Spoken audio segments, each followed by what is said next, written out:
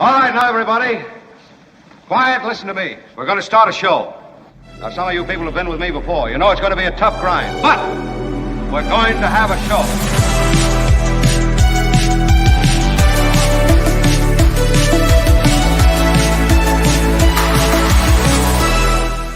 And hello all. Wow, it is Wednesday. What a great day it will be.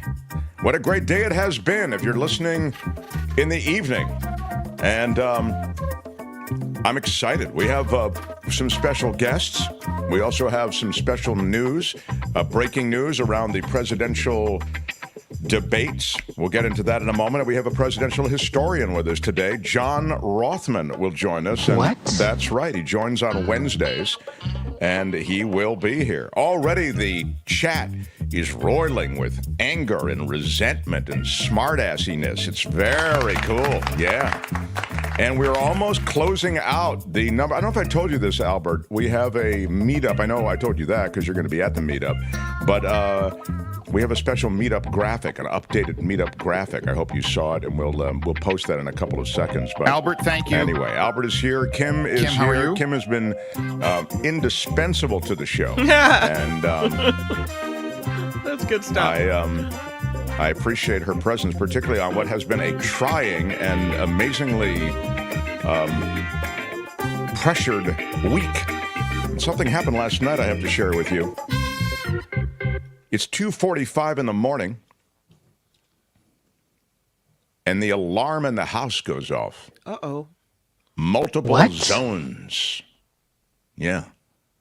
Multiple zones means potentially multiple intruders. Yikes. Or it means a malfunction in the alarm system. Well, let's hope for option 2. Right. I mean, I don't... Everything is going extremely well. So what we do is we leap into action. And when I say we, I mean Courtney. She, she's always got 911 ready. She's ready to hit 911 right out of the chute every day for any number of things. Yet we know that...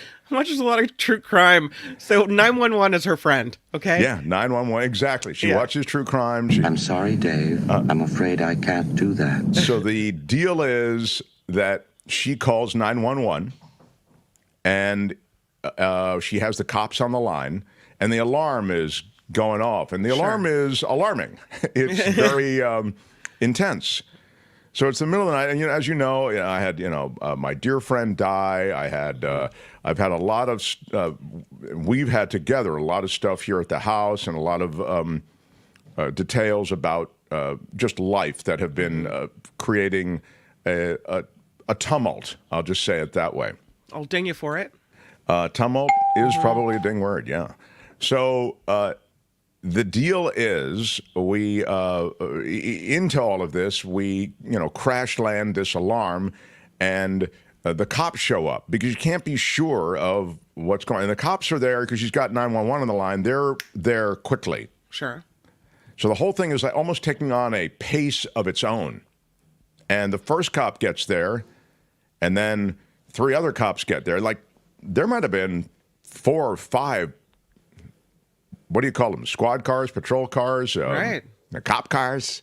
The Looks cops, like something big is going down at the Thompson house. Yeah, exactly. Neighbors are like, what in the world? Exactly. There's never been anything like this. And so what the other thing that they do in L.A. particularly is they, and if you haven't heard, it almost is worth going back to when we did have an intruder and the cop showed up, because that's actually a really good story. I won't tell it now because we're already way behind, but I'll just round out this story to say the one thing I saw that was part of the last time we had an intruder at a different location, different house, was the chopper. They always, the LAPD, they rally and they call it. They brought the chopper? They call it an airship.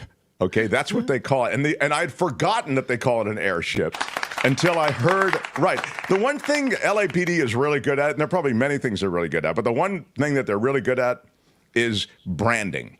You know, Yeah. I mean, like it's a helicopter, okay, but they don't call it helicopter, chopper. They call it an airship. And when they call it in, the first time at the last breaking and entering situation, I remember that he said to me, "I'm calling in an airship," and I said to him, "Is that a helicopter?" I said, "I love that. I love that you call it an airship. I just want to know what we're expecting." He said, "Yeah, it's a helicopter." So I had him last night on that.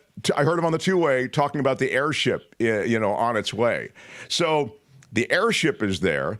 Courtney and I are standing in the driveway. It's 2:45, maybe 3 a.m. It's a little bit on the chilly side, and there is this light coming down on the house from that airship. The airship light, yeah. Yeah, the airship light, exactly.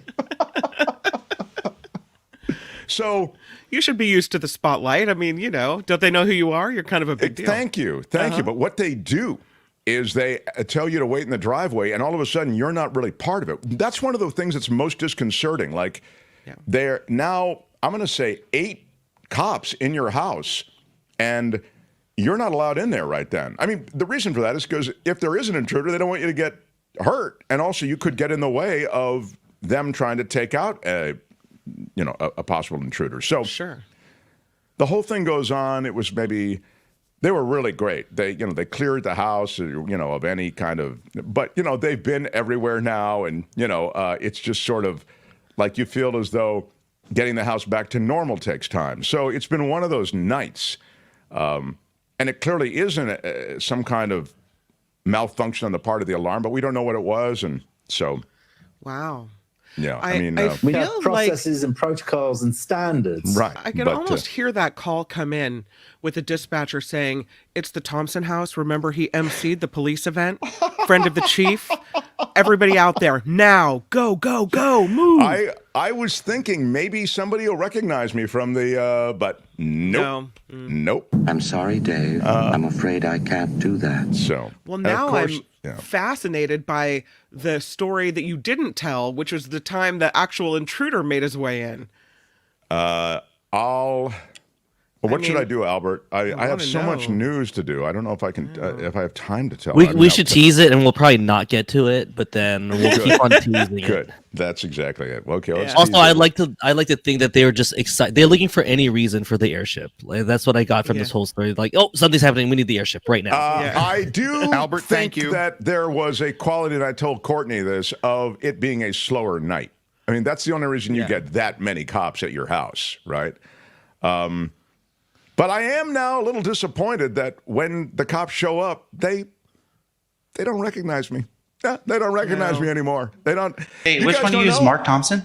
I've narrated 2,000 cop shows. The scariest police chases, scariest police shootouts, scariest police standoffs. I've done all of those. True TV before it became all funny. It was the Reno most 911? shocking.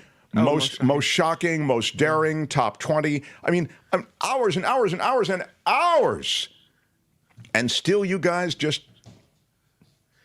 Anyway. Listen, you're lucky they showed up. In San Francisco, you have to be bleeding from the eyes. That is true. Your alarm going off doesn't cut it.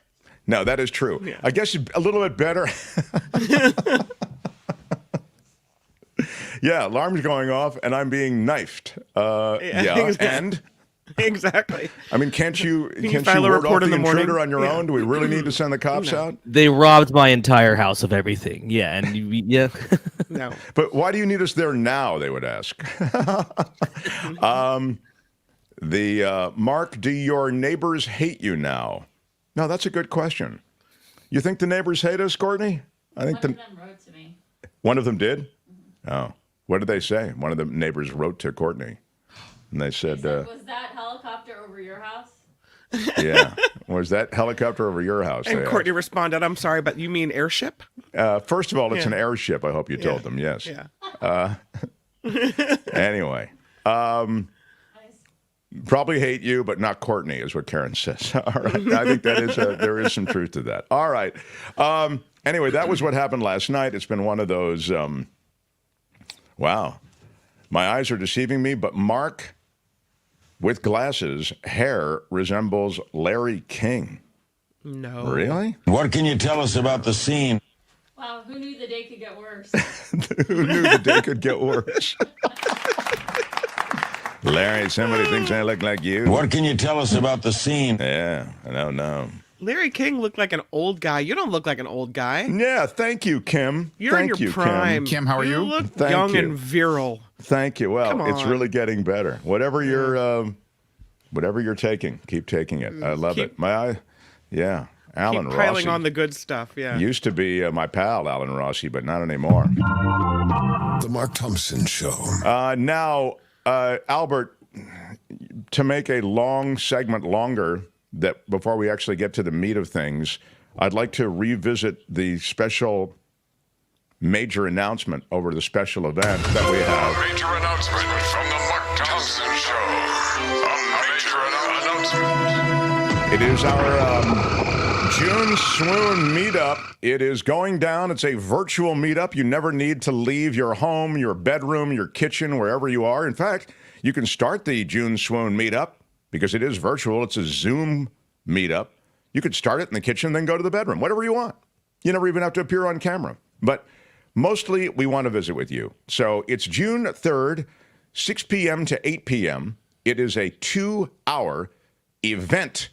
We will be swooning and Juning for 2 hours. The first 25 people will lock spots. Special guests just added to the list that already includes Spencer Christian, Josh Mankiewicz from Dateline NBC. I hope John Rothmann will be joining. He'd indicated before that he would. Tim Conway Jr. from KFI Radio in Los Angeles, and of course the son of Tim Conway, the legendary comedian and comic actor. He will be joining. So it is, again, everybody will be rotating through, but Tim has said he'll join us. That's going to be a lot of fun. Anyway, you sign up at our PayPal with a $50 donation to lock up a spot. And then after you do that, it just helps us keep track if you note in the donation meetup or June Swoon or whatever, and we'll then be able to note that you're part of things. And the key is that we're limiting it to 25 people because we want to be able to interact with people. If you have too many people on, you just can't do that. So RSVP to mtsmeetup@gmail.com after you've made the PayPal donation. I'll tell you something quickly. Yesterday, I was with Tim, and he announced on his show, hey, there's this meetup, and I'm going to be part of it. It's this June Swoon meetup. And if you want to be part of it, and then we kind of gave the information and gave the email address. So the email address really got people on board, and we got a bunch of emails in saying, hey, I want to be part of June Swoon. So I emailed back, and I sent the links to the PayPal contribution because it's a fundraiser for the show. And none of those people signed up. They're like, oh. Yeah. Okay. Oh, there's actually. It's not just. Yeah. So that's the deal. You have to toss down the 50. That locks up a spot, and it also helps us raise money for the show, so we can keep sustaining this program. But we're really looking forward to it. Somebody asked about Kevin Pollak, and maybe I'll ask him if he'll drop through. Yeah. Oh, what was that from Calvin Wong? Shadow producer Calvin Wong had a $10 home alarm super chat, $10 contribution. Thank you so much. This is for the Home Alarm Tech Fund, he says. Yeah. We do need to look into that. I just, honestly, I can't get to it for a while. I'm just so burnt. Spencer Jaffe, $5. Thank you, Spencer Jaffe. Big shout out. Big shout out. Well, you know, John Rothmann is coming up. We'll talk about all things related to the presidential race. We'll touch on the trial in New York, during which Michael Cohen is being cross-examined. Also, another part of the poll that was the New York Times poll is so disturbing, and there's nothing you can do about it. It's related to policy, but it's not anything that anyone can do about anything related to it. I'll get into that with John Rothmann. Is that it? Then on the major announcement, Albert, I think that was it, right? That's the. Yeah, that's it. This has been a major announcement of the Mark Thompson Show. A major announcement. Yeah. So we hope to see you June 3rd. I think it's going to be great. I'm looking forward to it. The Mark Thompson Show. Biden and Trump agreeing to 2 presidential debates. They're coming up in June. They have their own June swoon planned, do Biden and Trump. There are some rules, and I guess so. One will be in June, the other will be in September. The rules are interesting because, as you know, I know we call them debates, but let's face it, they're not. They're TV shows, sort of. They're. I understand that there are issues being pushed back and forth, but you don't really learn much from a candidate being able to talk for 60 seconds and you'll have 20 seconds or 30 seconds to reply and all of that sort of thing. And even when you'll recall many of these debates have gone down in the past, they bring on the candidates like it's the WWE. You know, there's smoke and there's music and there's a big crane shot at the beginning and special graphics. It's like, as I say, a wrestling event. The idea, though, here is to take some of that out, I guess. And they'll do that. And Kim, you can give me some of the specifics as you have them. Albert, you have a package on this, or you have, or should I just continue filling in some of the details? It was just like a breaking news that there's a okay. So let me just fill in some of the details then. There is going to be no audience, and they'll have to reveal moderators later, since they just agreed to this debate. But they are going to do one of the debates on CNN and one of the debates on ABC, from what I understand. It will just be the two of them. That is to say, no third-party candidates will be there. And the other thing, and perhaps this is significant, they will only have the mic on for the person who's speaking. That probably affects Trump more than it does affect Biden. Here's what I thought was interesting. You know, ahead of a fight, like a World Wrestling Championship title, how there's smack talk and smackdown. Usually presidential debates are there's more decorum, right? No, not this time. Biden comes out saying, Donald Trump lost 2 debates to me in 2020. Since then, he hasn't shown up for a debate. Now he's acting like he wants to debate me again. Make my day, pal. I'll even do it twice. So let's pick the dates, Donald. I hear you're free on Wednesdays. And Donald says on True Social, you're angry. Trump says, I'm ready and willing to debate Crooked Joe at the 2 proposed times in June and December. I strongly recommend more than the 2 dates proposed. We're ready to debate. Anyway, I just think the smack talk is funny. I agree. It's like, come on. We've entered, and I love that you point that out, because we've entered a period of American politics where the decorum, my distinguished colleague and I disagree about a number of things. Right. I'd be only too willing to discuss them in a public forum or whatever the people would say. Those days are gone. Yeah. You know, now, and let's be clear, they're gone because of Trump. Trump has made smack talking almost a requirement. I mean, if you can't smack talk and go toe to toe, just hurling insults. I mean, the best example of that was that huge debate on the Republican side when they were all primarying each other. Everyone from Marco Rubio to Chris Christie was on stage with Ben Carson and all the rest of them. And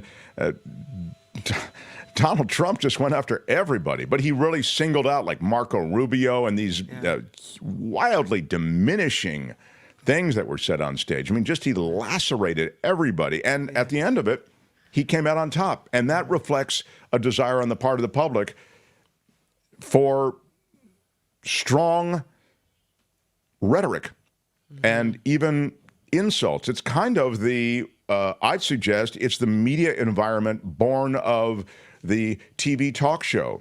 And think about all the TV talk shows that are full. It's a Jerry Springer effect almost.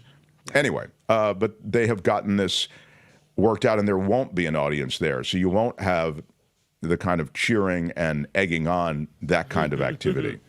But that's pretty huge. And the first one will be in June, as mentioned. The Mark Thompson Show. Liz Cheney commenting on something that I think is worth a quick mention. Then I'll get to Kim's news and we'll get to Rothmann. But Liz Cheney, she really went after Mike Johnson. Mike Johnson, who's the House Speaker, I'll remind you, whose fate was really in the hands of Democrats, saving him from vacating his speakership. She went after him for his trip to New York. He was one of those GOP luminaries to show up at Donald Trump's criminal trial.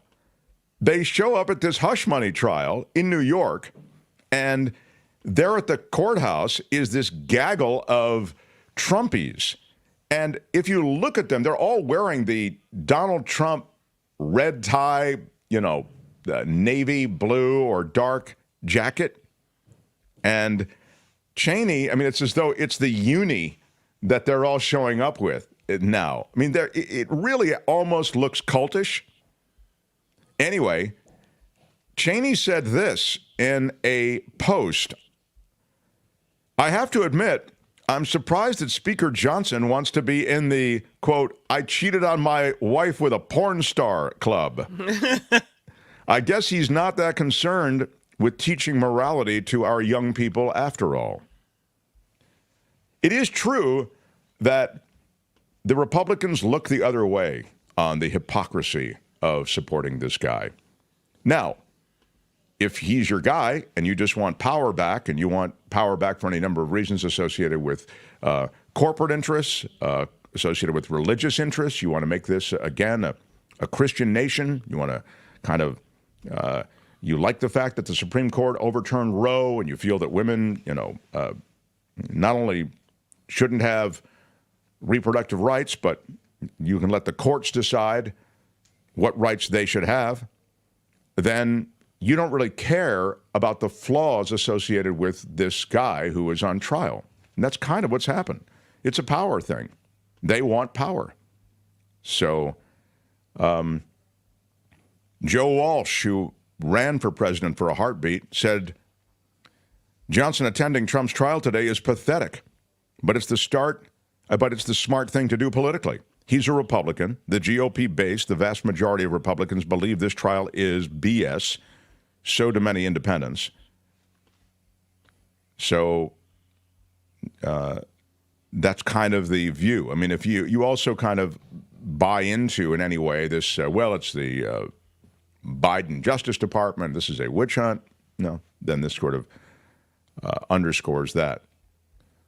To embrace this trial, says Joe Walsh, is a smart thing for Republicans to do politically. It will help them in the fall. It's gross, but politically it's not a mistake at all. And sadly, he might be right. Mike Johnson is a culture warrior. He is a powerful fighter for the religious right. And if you look at the left and Joe Biden is really a centrist, but if you look at anyone who's not on the religious right as taking this country away from the morality and the North Star of religiosity that really informs Mike Johnson's view of the world, then Trump's your man, because you don't really care about whatever shortcomings he has. He'll get you to your finish line. That's essentially where these guys are. So we'll get the comments of John Rothmann, who is not only a talk show host on KGO, but is a presidential historian. We are in unprecedented times, I'd suggest. But it's interesting also to see people from the party, Liz Cheney, maybe one of the leading voices, calling out Mike Johnson on the hypocrisy of it all. So the note about the latest polling I will save for John Rothmann, and the attempted assassination of the Slovakian prime minister I will get to if Kim doesn't have time to get to it in her news. And finally, where is Rudy Giuliani? That story ahead as well. So much to do. In the second hour, and this is interesting for those who are just joining us or have never been here before.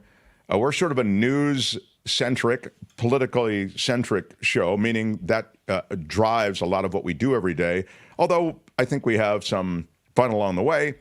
But this day, it will be politics in the first hour, which you've just heard a bunch of, and we'll do a lot of other stuff that really isn't directly related to politics in the second hour, meaning in the second hour, we'll talk about the fact that Boeing may be not only paying penalties to the government and to the victims of some of these crashes. I mean, there have been 2 noteworthy crashes for Boeing, as you're aware. They've already paid a lot in settlement money, but they now may be liable for criminal court and additional legal action. That will be something we talk about with a special guest in Stories from the Sky in the second hour. And then, of course, on Wednesdays, we talk about issues of the planet, environment. We call the segment It's the Planet Stupid. We'll do that with Belinda. So that happens in the second hour. It's pure politics and a big chunk with Rudy Giuliani, the latest polling, and more, as we'll be joined by John Rothmann. Mark Thompson Show. The Mark Thompson Show.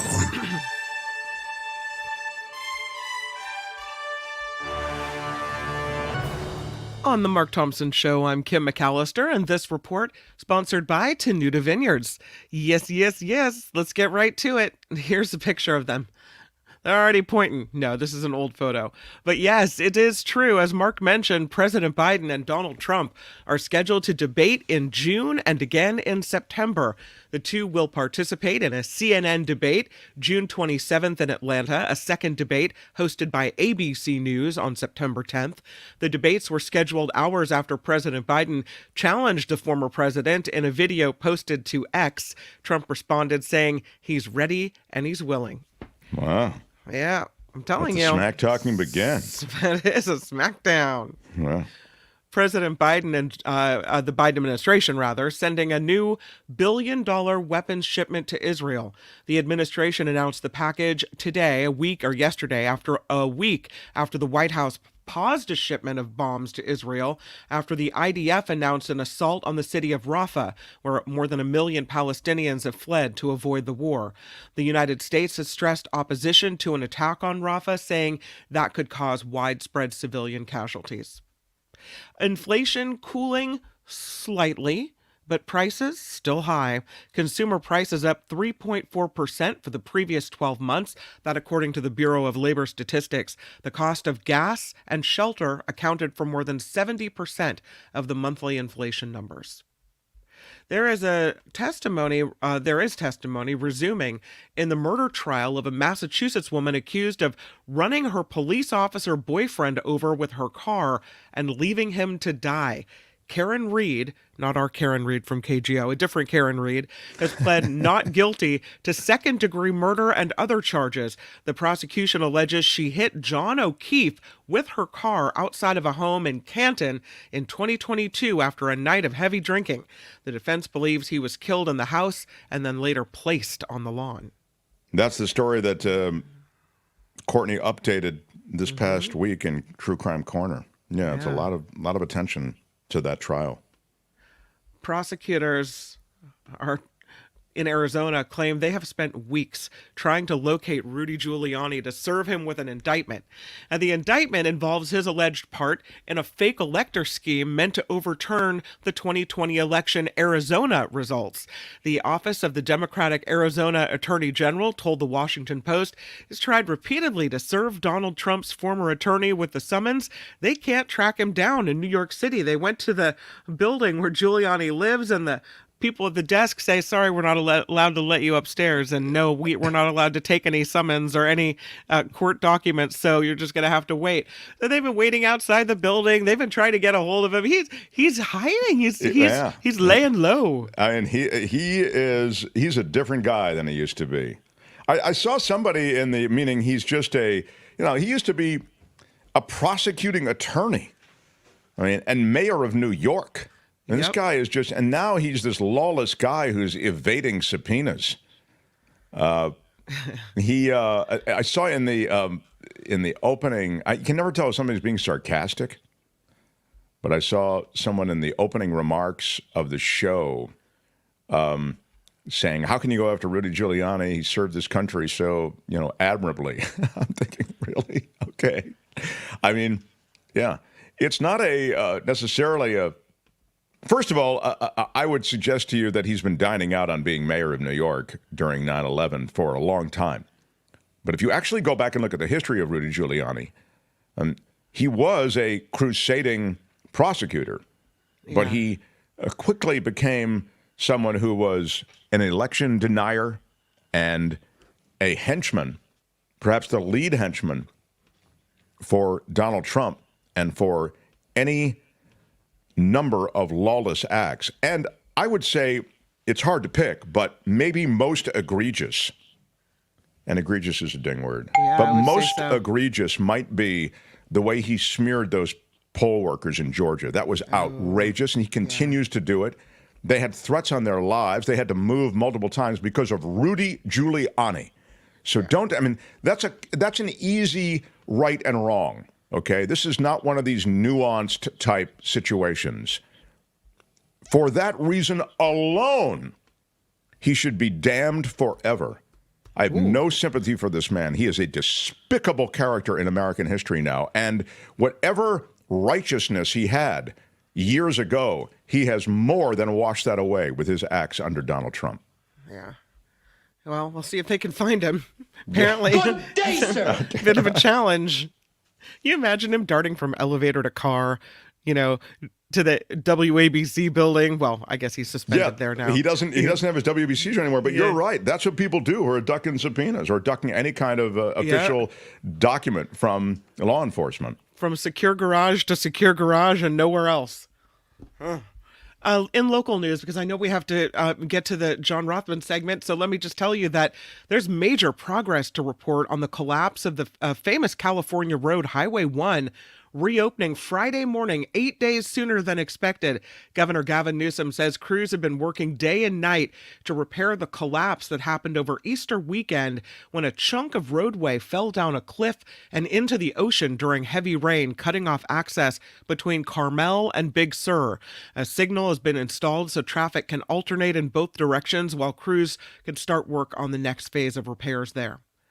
Another investment to help California drivers go green. The state will be receiving nearly $64 million in federal funding for electric vehicle charging. The money set to be used to repair and replace broken and non-working stations. Meantime, today is the deadline for cities to take advantage of the new federal EV tax credits. They reimburse up to $7,500 for light-duty vehicles and $100,000 for charging stations. California moving in record time to transform the mental health system. The first round of funding from Prop 1 will be available ahead of schedule. Counties can start applying for the money in July to begin building more behavioral health treatment centers. And lastly, 8 teenagers are recovering from adverse reactions after eating cannabis edibles during a field trip to the La Brea tar pits in Los Angeles. Oh, my God. Who thought that was a good idea? Just take one of these. Where are my weed smokers at? Yeah, I don't think they were smoking it. They were just Has anybody been a weed? Whatever it was, bad edibles, I guess. The teens were discovered by a security officer yesterday, with the person reporting they were acutely ill. They were all taken to a hospital. They're in fair condition. The La Brea tar pits, of course, an active paleontological research site. Paleontological, very strong, yeah. Thank you. I didn't say it right, but No. This report, I tried, sponsored by Tenuta Vineyards. They have a big event coming up. It's Live Music Memorial Day weekend. Yeah, it's going to be really, really fun. There's never been anything like this. No. And they're celebrating. May marks the 10-year anniversary of Tenuta's Tap Room. Wow. So they have beer and they have wine. Yes, get in on it. It's a huge celebration at Tenuta.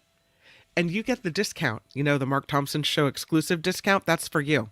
All you have to do is say the so-called phrase that pays, which What's is... the phrase that pays, everybody? Smash it with your iron rod. Smash it with your iron rod gets you a 10% discount off of events, wine, what have you. You purchase a case, you get 20% off.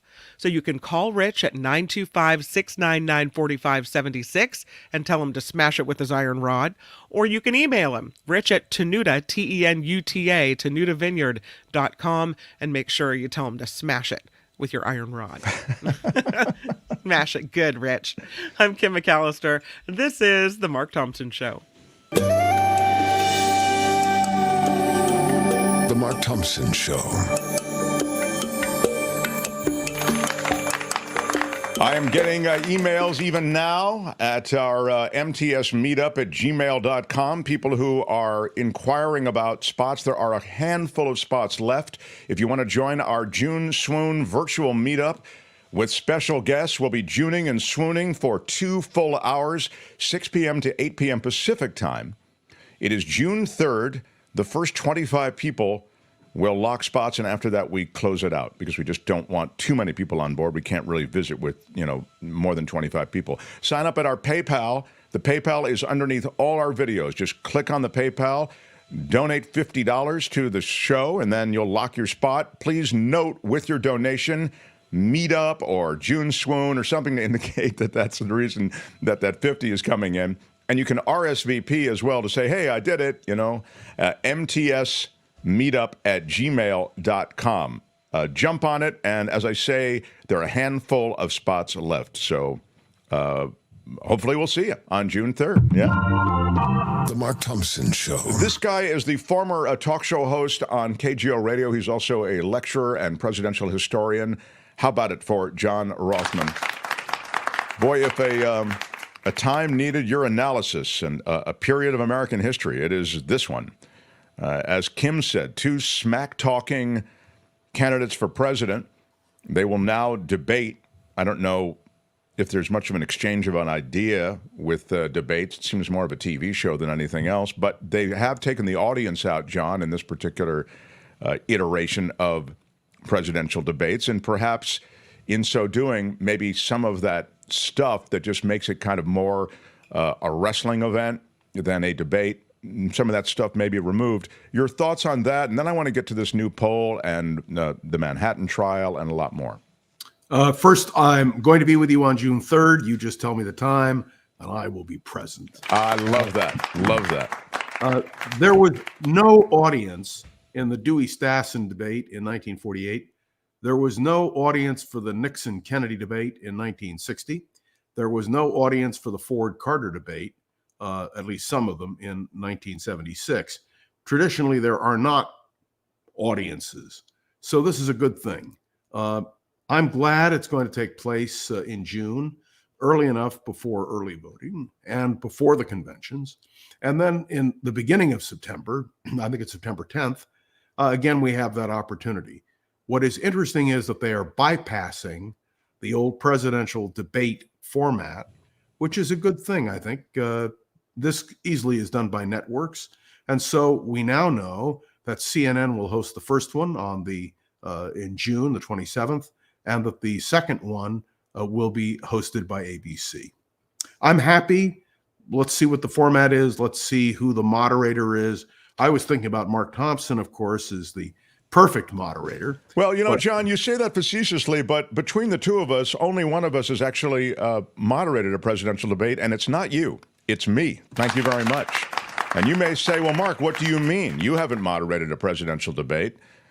Yes, I have. And Albert, maybe you can scramble my debate. I hadn't planned on this, but before the end of our time with John, I will share with you my moments actually moderating. And I was the sole moderator, John, at a presidential debate. I'm very impressed. Which one was it? All right, it was in an episode of 24, everybody, so yes. But it was the best episode of 24. Thank you. Thank you. All right, here is the situation with the latest polling. As you know, there is a polling of all sorts. There's polling that shows Trump ahead in swing states among likely voters. A lot of the polling was done with those with cell phones and computers, so you can't say, they were bunch of old people who just have their landline like us. No, they're people across a pretty strong demographic, representational demographic. And among young people, you saw that Trump leads in some of these swing state votes. And again, as reflected in the polling now, and you can also say that's early in the polling process and too early to really measure the temperature of the water. But before you weigh in on that, I'd like to just share this with you. And I say that because we kind of talked about it a couple of days ago when the polling information first came out. I still want your thought on it, but 17% of voters blame Biden for the end of Roe v. Wade. A new poll shows how even as abortion is mobilizing Democrats, there is confusion over the issue of Roe v. Wade. 1 in 5 voters in battleground states say that President Biden is responsible for ending the constitutional right to abortion. This is despite the fact that he supports abortion rights, and it was Donald Trump that appointed the 3 Supreme Court justices who made it possible to overturn Roe. Your thoughts? Don't confuse people with the facts. What I think is going to happen is that in the campaign, the lines will be drawn clearly. There'll be a lot of clarification. Any poll this early, I'm skeptical of naturally. And so I do believe that we have the Trump trials to go through, particularly the one that's taking place right now. We have a whole host of issues which are going to evolve. You have the decision by the Trump administration to give $2 billion in aid to Ukraine and $1 billion in aid to Israel. We have the continuing ongoing crisis at the border. There's so many variables here. And we don't know who Donald Trump's going to take as his vice president. Of course, they all had their tryouts at the courthouse yesterday. And I found that, by the way, you know what I'm reminded of? I don't know if you remember the play and novel, The Devil and Daniel Webster, where Sure. an individual sells his soul for his future. And these theoretical vice presidential nominees just sold their soul. It was one of the most disgraceful things I've ever seen. And I agree with Liz Cheney. Absolutely appalling. And I wonder if you agree with me. They have a finish line they're trying to reach. They have a power that they're trying to achieve. They have different goals than Trump has, but Trump may be the horse that they can hitch their wagons to get That's them exactly to that right. place. Exactly right. Exactly right. So tell me about this case in New York. I mean, again, if it goes for Trump in the way of a mistrial or whatever, it won't be tried again. I mean, if it went 11-1 on a mistrial, John, it's likely they'll retry it, but probably not in time for it to matter in the election. That's correct. Yeah. And yet, if it goes against Trump, if he's found guilty of the felony, I mean, how does that affect the election? Does it? Well, Trump voters are saying they don't care. And of course, when you have members of the United States Senate, members of the House of Representatives, when you have potential nominees for vice president, all saying that this is a persecution, not a prosecution, and I would suggest to you that a lot of people believe it. And that is what is so sad. If Donald Trump is convicted on this, will it hurt him substantially? I don't know. But I can tell you, most interesting election result was in Indiana, where 22% of Indiana Republicans voted for Nikki Haley, who's not even a candidate these days. The Republican Party has a problem. And so when I hear about polls or I hear about this trial, the one thought that I have is the American people in the end will be the judge. And I think that's a good thing because I think American people have pretty good sense. Oh, please, John, don't pander like that. The American people do not have very good sense. You bet I am. Oh, my God. Look at 2016. The American people have very good sense. The American people have no sense, and most of them don't know what the F is going on in their country. I beg your pardon. Let me remind you that Donald Trump lost the popular vote. The electoral vote, of course, is what matters. And that's why what you're going to see are the candidates for president really concentrating on the states with electoral votes, the sure things. But you know what? It's not a question of pandering. I really do believe the American people have good sense. You may not, but I do. Well, I also feel as though, John, you have trust in many of the American institutions that I feel are flawed. No, it's okay to say they're flawed, but do you trust their fundamental integrity? That's the question. For instance, look at Clarence Thomas. Is there a more conflicted justice on the United States Supreme Court? And certainly what he's doing is an abuse of power. I come from regular stock. Well, the thing is, John, that's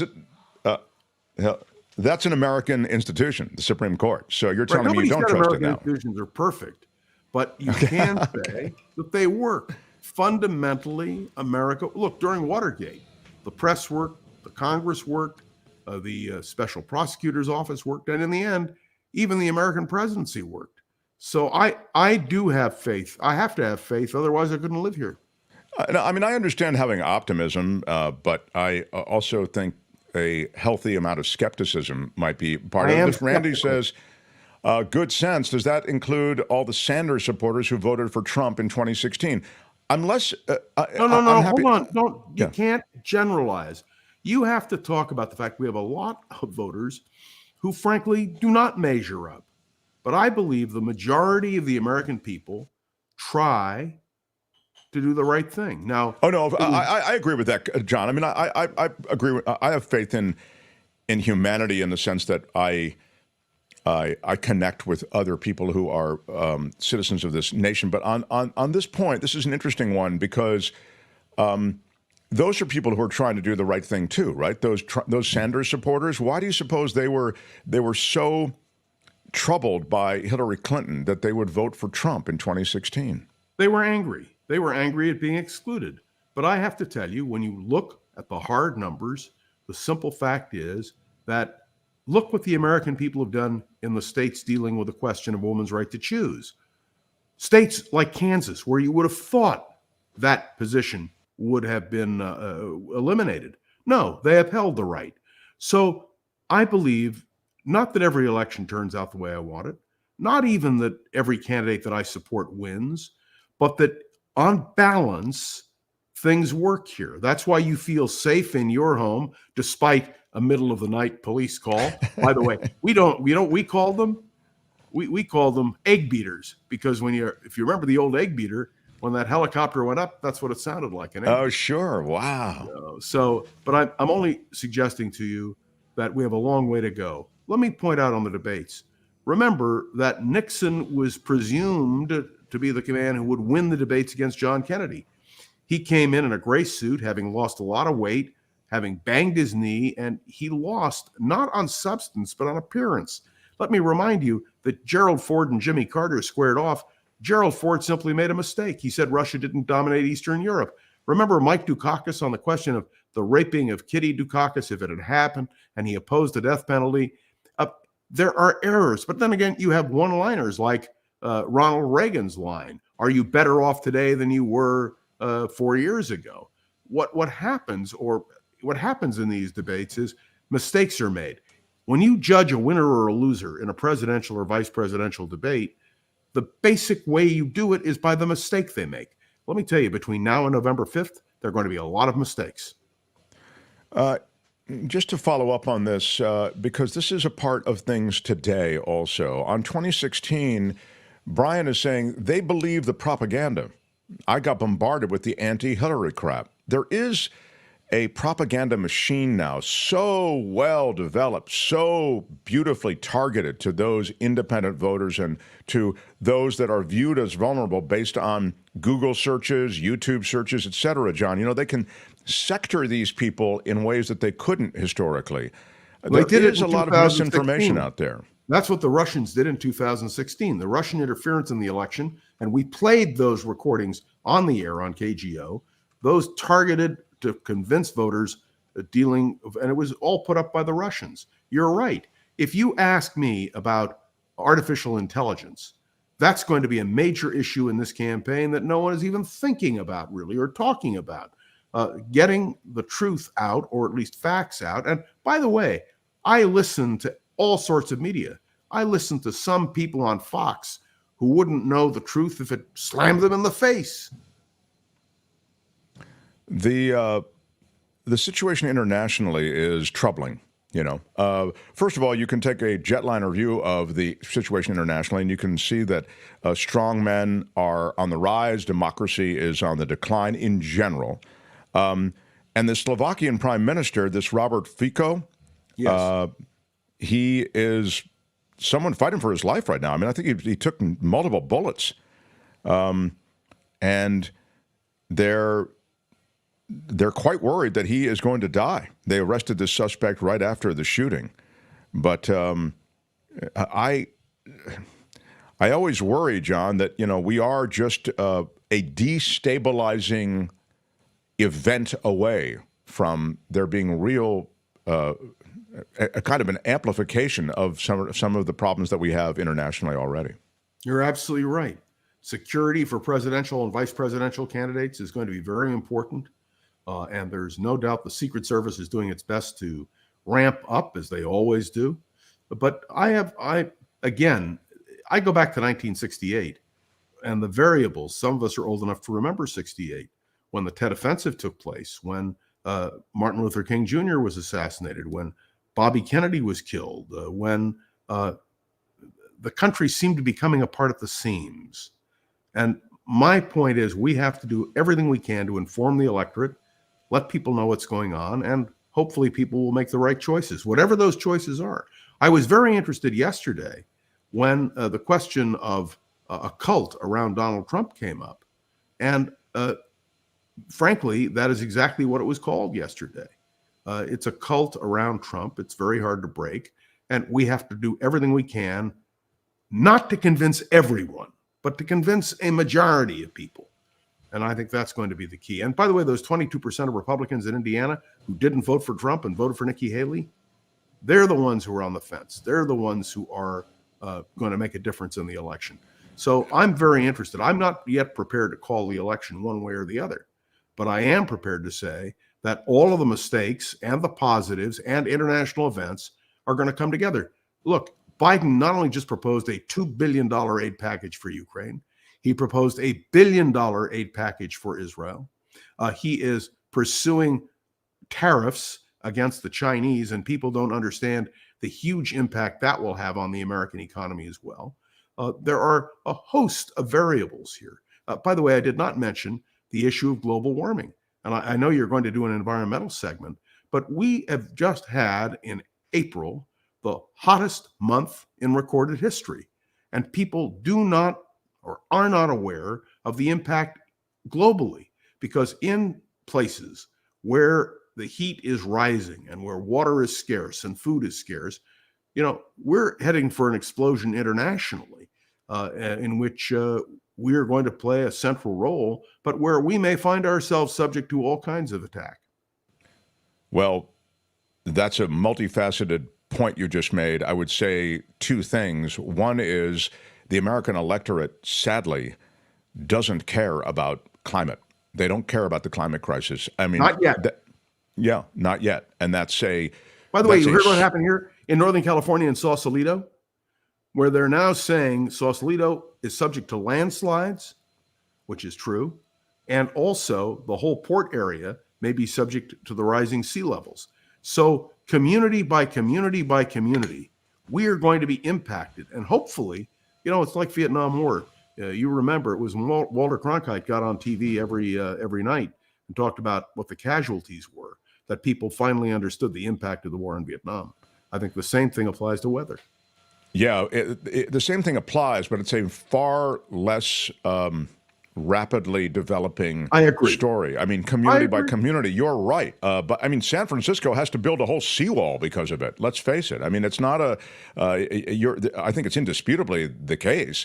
I'm just suggesting that when people talk about those things that they're going to vote on that make their list of political priorities, sadly, climate crisis doesn't make it. And in fact, we'll have to see. I think so much of this, John, is affected by media, by messaging. In a way, we in the media dictate a lot of what's on people's minds. So as in the 2016 election, since we're talking about that, the media couldn't let go of the email thing. And that became a front and center issue for so many people. I mean, it was really a concocted political weapon that was weaponized to the very end. I fear that the media focuses on the horse race and they focus on those things that make good copy instead of those things that are really important. Of course, that's what the media does. And that is their job. Their job is to earn ratings, and they go to whatever issue causes ratings. So I'm in complete agreement with you on that, but I'm only saying if you or I were chosen to moderate a presidential debate, one of the issues we would put at the top of the list is what do we do about global warming? And by the way, there may be nothing we can do except build dikes and accept the fact that heat is going to be a serious problem. By the way, I live on a hill in San Francisco, and I laughingly said to my wife the other day, who knows, before you know it, we may have beachfront property. Yeah, I mean, things are changing quickly, that's for sure. You mentioned San Francisco. Give me a minute on what's happening with the mayoral race in San Francisco. Who's going to run San Francisco? Well, it's interesting. The proposition for a stronger mayor was taken off the ballot. They're not going to put it on the ballot. But you now explain what that would have done. It would have strengthened the ability of the mayor on appointing officers, appointing police, appointing commissions, the whole 9 yards. I'm intensely involved in what's going on here in San Francisco. And let me just say, the voters are going to have a very interesting choice. But we have a system in San Francisco called ranked choice voting, which means there is no runoff. And you're looking now at the graphic. Thanks for putting it up, Albert. You have London Breed, who is the incumbent, Daniel Lurie, who has never held a political office and who is a nonprofit guru, if you will. You have Mark Farrell, who is the former mayor of San Francisco, who is going to run a very, very good race. You have Aaron Peskin, who is the leader of the Progressives, who is now president of the Board of Supervisors. You have another candidate who is listed here, but who is not making a dent in the polls, to be very honest with you. So it's going to be interesting. Yeah, okay. Yeah, Safai has no real traction. He's running because he's term limited, and there's nothing else for him to do. At least that's my best guess.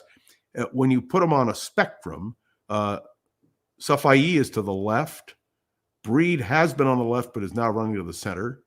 Aaron Peskin runs to the left. Mark Farrell runs to the center. And Daniel Lurie seems to be trying to occupy a centrist position as well. It's going to be an interesting and exciting contest. And because of ranked choice voting, I can't predict who will win. Well, only one of them. Choices.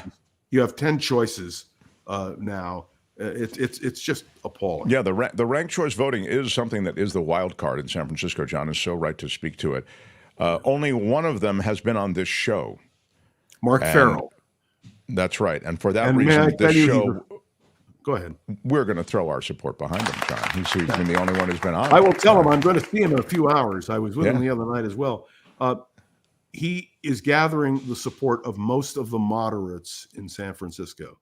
And it's going to be a real battle. Mark would tell you, if he were here, that he expects that he will certainly be top 1 or 2. But because of ranked choice voting, and I'm going to do a program on the Voice of San Francisco, I just found out this morning they want me to explain ranked choice voting, and I will do my best to do that, and we'll talk about that as time moves on. Yeah, that's, as you say, it's critical, right? May I also point out quickly, the San Francisco School District is in terrible financial trouble. They no longer control their own hiring and firing. It's been taken over by the state. And if they don't get their fiscal house in order, the San Francisco Unified School District is going to be in big trouble. And the superintendent and the school board want to put on the ballot on November 5th a bond measure for $185 million. And I can tell you that that bond measure will not pass under current circumstance. You can find him on his podcast. His daily podcast is Around the Political World with John Rothmann. And may I point out the Voice of San Francisco, which we are also doing now. If you go to the Voice of San Francisco, the podcast, I do 10 minutes every single day on a San Francisco issue, just as I do for the Around the Political World with John Rothmann. Look at you, John Rothmann. You do Around the Political World with John Rothmann. You also do The Voice of San Francisco with John Rothmann. My God. You're We very gotta keep busy, busy. John.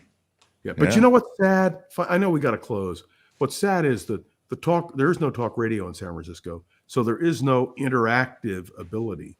And I want to plug what you're doing, and I will participate on May 3rd, June 3rd, and I will be there with you for some of the time, as much as you want, because that kind of interaction is so vital. So if you have not yet made your reservation for June the 3rd with Mark Thompson, join us, and we'll be happy to see you all. It is the June Swoon event. We'll mention it again before the end of the show. But, John, we always love seeing you. Oh, there it is. Albert always hustling it in time. The June Swoon event is June 3rd, and John Rothmann has now committed to being there for a part of it. Again, this is a virtual meetup. You never need to leave your home or wherever you are.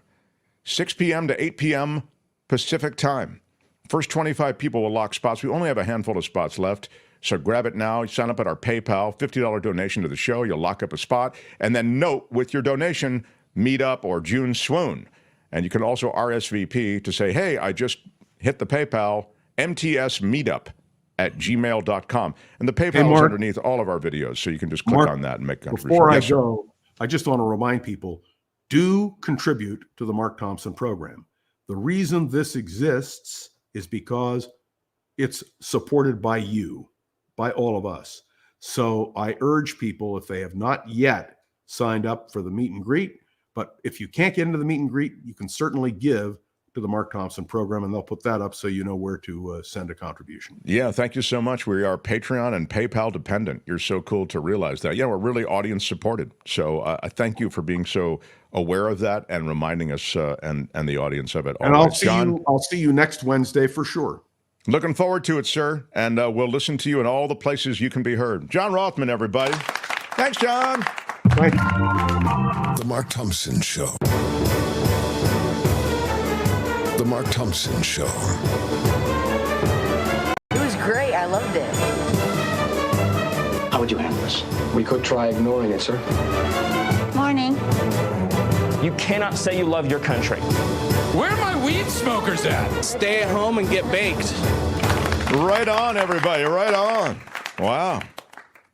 So much going on in the world. Thank you to everybody who is already a part of the community of supporters of this show. It means a whole lot. I really talk about you, think about you all the time. You are the thing that makes this show possible. So thank you for that. Now, Albert, you're the commander. You're the top dog. You're the big guy. You're the producer.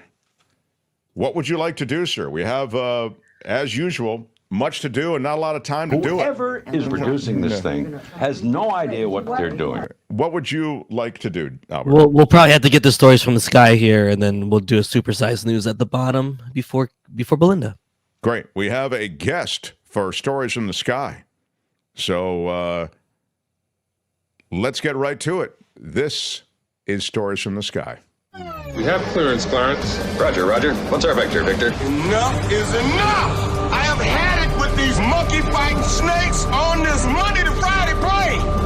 Everybody strap in! How about a warm welcome for the guy who was the top dude at EasyJet, which was sort of the Southwest Airlines of Europe. He opened up EasyJet there in the community of Europe, and I don't need to tell you what's happened. It was a huge success.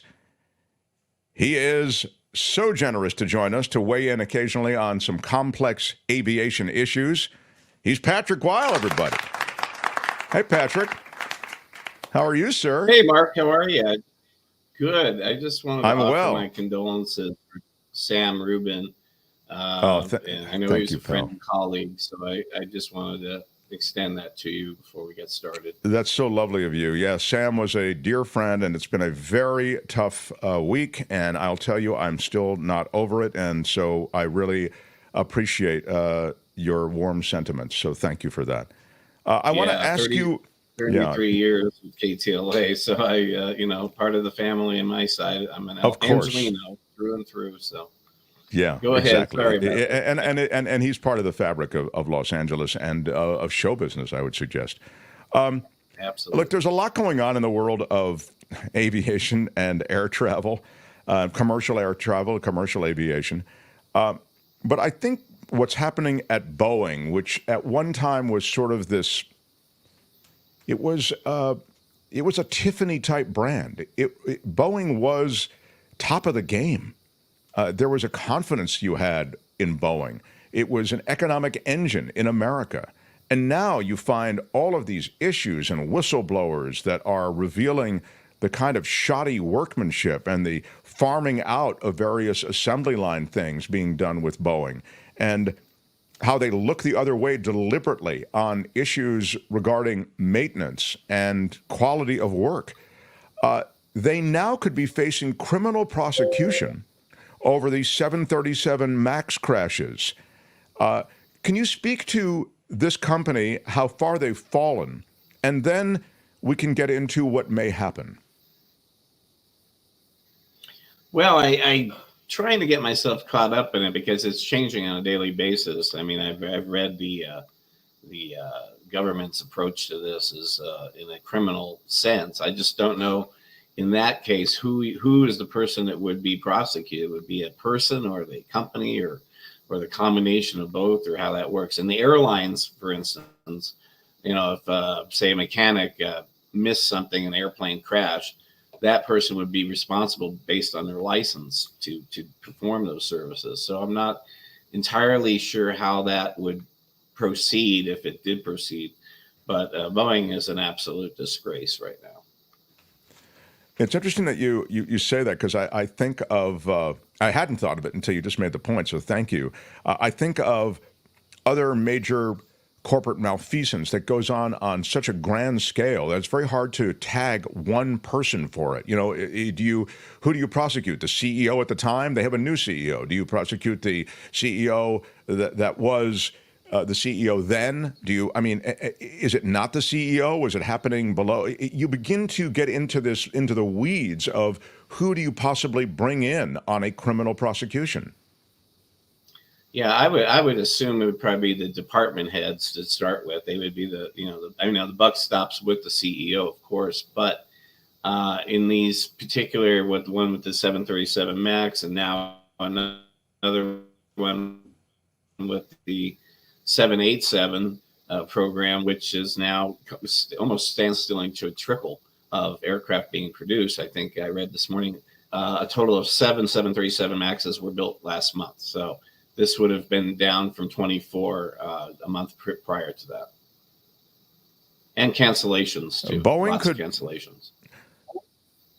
Boeing could face over 2 fatal 737 MAX crashes, criminal prosecution. They're accused of violating a settlement. Now, there are these settlements in place, and the settlements are designed to take care of things financially such that they won't face any kind of further action on the part of the Justice Department. Now, they still have time, the Justice Department, to decide whether or not they're going to move forward with this. They reached a $2.5 billion settlement with the Justice Department in January of 2021, Boeing did. And that was after the 737 MAX jets crashed in 2018 and 2019. 346 people were killed in that. They're saying that since then, Boeing has breached that 2021 settlement, and that's what opens them up to criminal prosecution. But beyond that, they're saying that Boeing failed to design, implement, and enforce a compliance and ethics program to prevent and detect violations of the U.S. fraud laws. They essentially are saying they didn't take care of business. They didn't clean up their act, if you will, after the initial settlement. Can you speak to that? Yeah, well, both of the settlements were focused on the families in Ethiopia and Indonesia in particular. So Lion Air was one, and Ethiopian Airlines was another. And I believe the U.S. laws are a little vague as far as third country type compensation for people. I mean, if it happened in the U.S., obviously it would have been, the restitution would have been in full. The problem I see, and I'm not a legal expert, so I'm not sure exactly how that all fell through the cracks. But it is really is a slap in the face to the families of the people that died on those airplanes.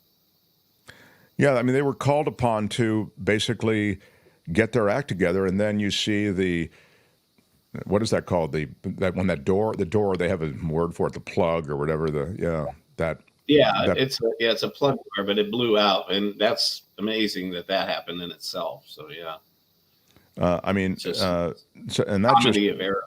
that's just one example. That happened on that Max 9, and there is. And we're going to talk, actually, it's funny you say that on the law, we're going to talk to our legal guy tomorrow, David Katz, about the realities concerning Boeing's vulnerability. But, they're paying billions of dollars in settlements. As you just noted, there were 2 major settlements. They're totaling, I think it's $5 billion or close to it. And then there are victims' funds and more. But what happens to the company? I mean, I guess what I'd ask you as someone who really worked so closely with these aviation companies, at what point does this do the damage, or are we well past the point where Boeing is so reputationally harmed that their ability to do business is affected? Well, hey, that's a really good question. One of the situations that is presenting itself now is that there's only 2 real players in the business of building passenger jets right now, and that is Boeing and Airbus. Now, there are some other companies coming around the corner now. One is Embraer from Brazil, that's now talking about building a larger jet to compete with the 737 MAX. And then there's another another company in China, Comac, C-O-M-A-C, who basically is how can I say it? They're building airplanes that are almost identical to Airbus A320s right now. So I don't think that's going to be a real player in the global industry, but I think Embraer, with this kind of mandate, may be stepping up and becoming a bigger player in the passenger. Can you tell me what the difference is, just from a design standpoint, between the Boeing and the Airbus planes? I mean, is it something we can understand, or is it? I mean, is there a radically different design, or are we just talking about quality of workmanship? I think it's a workmanship issue, and the quality of design is if one player builds a super plane, then the other feels like they have to match it, kind of thing. So up before, when we had 3 different manufacturers, Airbus, Boeing, and McDonnell Douglas, there was a little bit more wherewithal for the manufacturers to produce aircraft separately. Now it seems to be a tit for tat kind of environment. So if Airbus builds a A321, then Boeing needs to build a 737 MAX. The problem with Boeing is that they had an opportunity to develop a separate aircraft altogether, and they fanned on it. And I don't know if that was a result of the pandemic, but that was a fundamental flaw program that should have been replacing the 757, which was a nice mid-range jet. Now what you wind up doing is keep adding and adding and adding to an airplane that already exists, but it's not feasible to continue to stretch it till infinity. And that's kind of what's happened at Boeing. It's interesting that confidence in the Boeing aircraft is still, I've been seeing this from Doug, I have no problem with Boeing. Don't they carry more people than anybody from place to place? I mean, they are a dominant aviation company, meaning they produce all these aircraft and have historically been the company. As you say, it's it's Airbus or Boeing. And so you're likely to see the skies of the U.S. populated by a lot of Boeing planes. Well, actually, right now, Airbus is the dominant manufacturer in the world. And what I'm seeing is more and more Airbus airplanes. We have JetBlue, Spirit, American, United. United just canceled a huge Boeing order and replaced it with an Airbus order. So those are the kind of ramifications you're seeing that are happening to Boeing because of the lack of confidence from the very top to the bottom. Honestly, it's a full range of dynamic issues, but I mean, all manifesting at the same time is just quite amazing. Wow. Yeah, I guess that's what you're talking about. The fact that, this is all coming together for this company. Lastly, Yeah, the whistleblowers. They can't even get a spaceship off the launching pad. I mean, it's really embarrassing that SpaceX is we see them launching every week on a basis here in California, for instance. And Boeing's been trying to get this Starlink, or not, my apologies, Starlink, but the Star ship or whatever they call it, their version of the SpaceX capsule. They can't get it off the ground. I mean, they should, in my opinion, they should give that up and completely focus on the passenger airplanes. Oh yeah, the Starliner, right? Yeah. Last thing I would say and ask you about is quickly the whistleblowers. So 2 of them have died. One of them under fairly, I mean, maybe you would argue, I think it's argued certainly among many, that both of them passed away under questionable circumstances, but one of them certainly. There are 10 others apparently who are ready to step forward.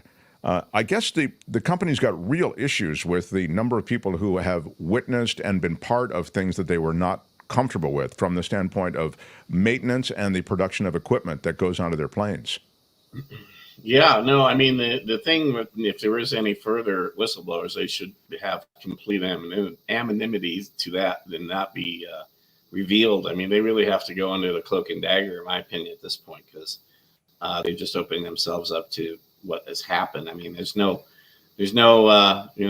conclusive evidence of it, but I mean, it doesn't look good. Let's put it that way. Pat, so appreciate you spending time with us as someone who has, been in the trenches and actually worked with these various production companies. I mean, the Airbus and Boeing. I mean, you've been in touch with both, as you did all your work with EasyJet, and you've worked so long in aviation. It's really always a pleasure to talk to you, and please come back on. Sadly, this is a developing story, as they say. So the good news is we'll see you again, I hope. Thank you, Patrick Weil. Patrick Weil, everybody. I'm happy. Looked like his signal kind of kicked out there at the end, huh, Albert? The Mark Thompson Show.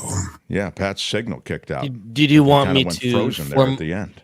Did you want me to formally tie this end up with the close for Stories from the Sky? Yes. Looking at the, I ask you. We do have other. You're saying we have other Stories from the Sky news? No, you just want me to hit the close? Are we? No, I understand what you're asking, Albert. I understand that. I'm just I'm resetting where we are. But yes, let's hit the close now. And ladies and gentlemen, this is Albert hitting the close in 3, 2, 1. This has been Stories from the Sky.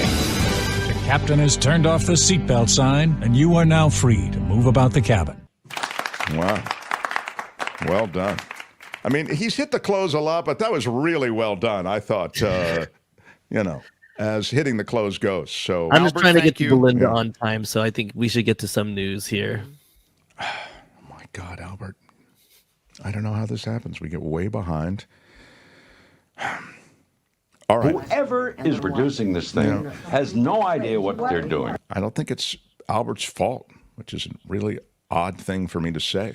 Usually you blame him for everything, so that's usually that's I do. new. I blame you. All right. Well, you can. I mean, I don't know whose fault it is. I know it's not my fault, but I'm not sure where to assign blame. We'll have to have a meeting about it. Smash the like button like a boss, if you would. I guess that helps us in the world of YouTube. Don't dragging your feet. Mindy, are you attacking me? She's not wrong. How dare you? I'm just saying. The audience turns on me like this. It's really an uncomfortable feeling. I mean, it really is. Do you know who I am? I am a big deal. Kind of a big deal. I am. I know we'll boost that mood a little, Mark. We have some shout outs here. Shout out. How about Luis? I think Luis is attending our June swoon, Kim. Awesome. Bring the culture blaster to the swoon. He will be there. Big shout out. Big shout out. I'm told that Michael Snyder, the culture blaster, will be at the June swoon virtual meetup. So that's cool. I mentioned that Tim Conway Jr. has said he's going to be there. Spencer Christian is going to be there. Josh Mankiewicz from Dateline is going to be there. John Rothmann. Trump has no decorum, nor does he want any. Trash talk is on par with those old cringe 90s trash talk shows. I can't believe some people like this, says the Lady Beatrice with a $10 super chat. Big shout out. You're right. I mean, that's what I was saying, that he's really appealing to kind of the show. People like the show. And Trump is sharp enough to know that's what people like. Yeah. His New Jersey speech was just him really smack talking. Can you let him finish, sir? They give him kind of talking points, but he really goes off. And then he ad-libs about all this stuff that's just crazy, non sequitur stuff.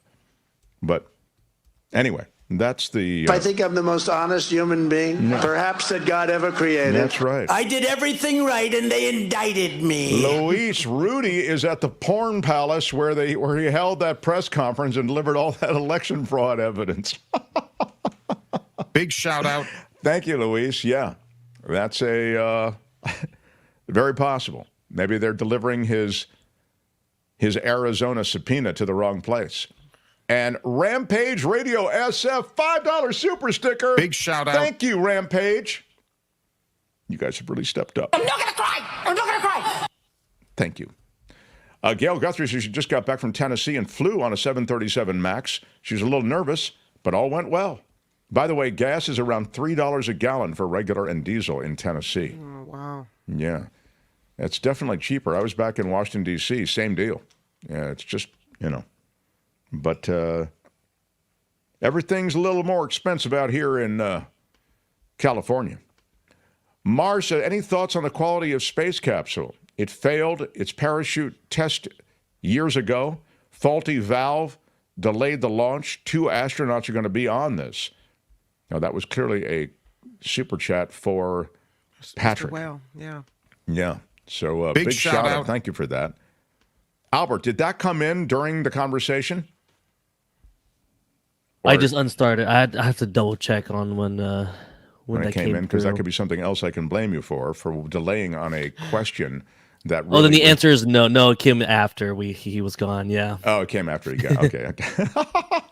Thank God. Yeah, if that's the case. that came after, way after. Yeah, like an hour after sure. the conversation. All right. They do this to me all the time. I don't know what the hell they do it for. All right. Oh, Lord. Kim's News and It's the Planet Stupid. We have a lot to do. Still a lot of show. And I want to tell all our stations on the Mark Thompson Show Network, we'll be running a couple of minutes over the top of the hour if we have to. We're going to try to get it in.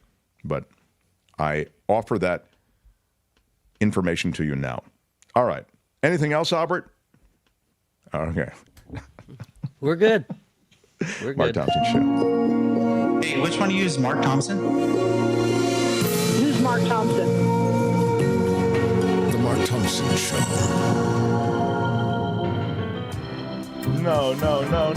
No. Kim's.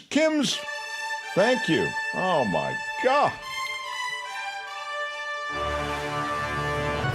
On the Mark Thompson Show, I'm Kim McAllister. I blame you. All right. This report is sponsored by CoachellaValleyCoffee.com. Oh, it's the heaven. It's the heaven in your cup. That's right.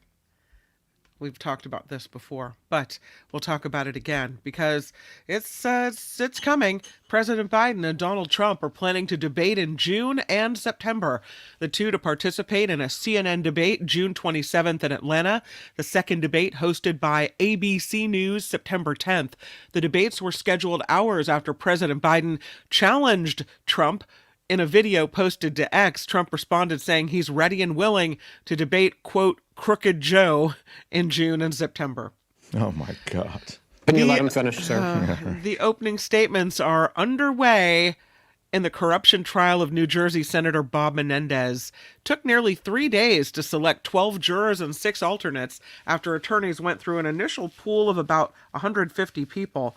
Menendez is accused of taking bribes, including cash and gold bars, in exchange for helping 3 New Jersey businessmen. He has pleaded not guilty in this case. Former President Trump's lawyer, Michael Cohen, or his former lawyer, here's the hope that his former lawyer, is expected to be back on the stand tomorrow when the Trump criminal hush money trial resumes in Manhattan. There he is. Michael Cohen is expected to take the stand again. He told the jury the former president orchestrated the whole scheme to falsify business records and hide the $130,000 payment that he made to porn star Stormy Daniels. The defense tried to portray Cohen as a liar who is a convicted, disbarred lawyer who lied to Congress. We'll see if that works. I don't know. Wow. Hey, here's a big news. Calling me a liar. Is that what you're calling me? You calling me a liar? That's exactly what they're calling you. You, sir, are a liar. I guess the question is, who's the bigger liar in this case? Yeah, it's hard to imagine that, I mean, liars roll around with each other. Right. Hey, big news out of McDonald's. Yeah. They're getting set to launch their $5 value meal because inflation is leading to higher food prices. This meal is expected to offer a choice of all kinds of things, a McChicken, McDouble, blah, blah, blah, blah. Meanwhile, McDonald's was going to stop self-serve soda fountains for dine-in customers by 2032. Business Insider reports the plan is being left at the discretion of individual restaurant owners. Trying to get their money from you. Yeah. The New York Police Department is now naming that suspect in the attack of Steve Buscemi in Manhattan last week. Oh, they found that guy in the NYPD blue shirt? Well, they're naming him. I don't know if he's in custody yet. But New York police say 50-year-old Clifton Williams is the suspect. They haven't provided any other information about him, but authorities say this 66-year-old Boardwalk Empire actor was leaning up against a wall on his phone in Kips Bay at the time of the attack. Buscemi was treated at Bellevue Hospital for swelling and bruising to his left eye. He was attacked with a rock. Yeah. He was attacked by a guy with holding a rock, and we got a picture of the guy, or the guy that they feel likely did it. He looked like a fine, upstanding guy. Yeah, looked like a normal dude. I mean, he didn't look like you'd cross the street to get away from him, right? Exactly. No. Yeah. You never know. I mean, Shohei Ohtani's former interpreter is now expected to plead guilty to charges related to stealing nearly $17 million from the baseball superstar's bank account. I guess when you have that many gazillions and millions, you don't really notice when the 17 mil goes missing right away. Apparently not. According to the U.S. Attorney's Office, Ipe Mizuhara has agreed to plead guilty to one federal count each of bank fraud and subscribing to a false tax return. Monday, Mizuhara pleaded not guilty as a matter of formality to a further plea bargain with federal prosecutors. He'll be in a Santa Ana courtroom June 4th to enter his plea, and then at a later court date, he'll be sentenced and could spend up to 33 years in prison. That's the max sentence he's looking at. This guy is going away for a long time. Wow. Man, can you imagine? And how it took that long for anyone to notice? Alex Villanueva suing Los Angeles County. The former sheriff filing the suit in response to an oversight committee suggesting he be placed on a do not rehire list. The oversight committee concluded Villanueva violated several discrimination and harassment policies after a public war of words with the Inspector General Max Huntsman. Villanueva's attorney says the do not rehire designation is a sort of scarlet letter that brings a long storied career to a halt. And lastly, Jane Fonda's 1970s Vietnam War protests are controversial once again in Los Angeles County. She can't get away from it. County supervisors have declared April 30th Jane Fonda Day to celebrate her advocacy for social justice and environmental issues as well. Southern California's Vietnamese community decried the recognition because April 30th is also known as Black April, commemorating the day in 1975 when Saigon fell to North Vietnamese communists.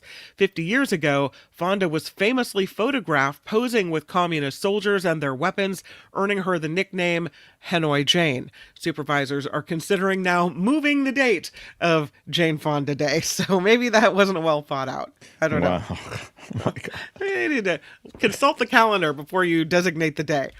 This report sponsored by CoachellaValleyCoffee.com. It is a place to get a little bit of heaven in your Mark Thompson Show coffee mug. I love it. I love it. You can find a huge selection of coffees and amazing teas, too.